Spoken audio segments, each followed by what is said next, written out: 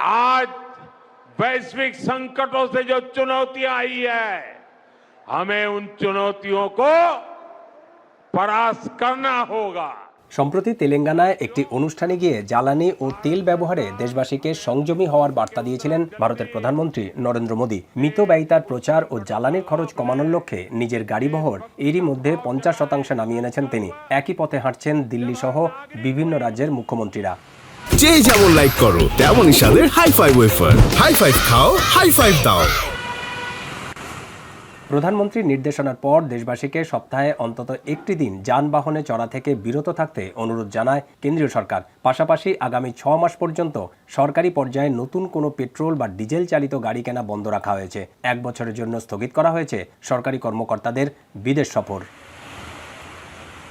শুধু নির্দেশনাই নয়, গেল শুক্রবার ভারতের লিটার প্রতি 3 টাকা বাড়ে পেট্রোল ও ডিজেলের দাম। মূল্য বৃদ্ধির প্রভাব কাটতে না কাটতেই মঙ্গলবার 5 দিনের ব্যবধানে লিটার প্রতি প্রায় 90 পয়সা বাড়ে পেট্রোল ও ডিজেলের দাম।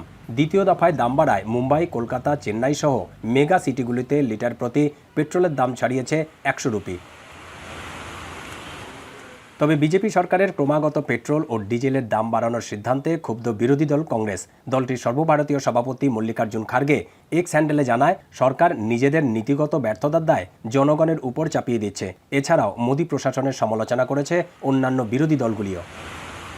তবে 2 দফায় মূল্যবৃদ্ধির ফলে চাপে পড়েছেন সাধারণ মানুষ। তাদের শঙ্কা, বাড়তি জ্বালানির খরচের প্রভাব পড়তে পারে নিত্য প্রয়োজনীয় পণ্যের দামে।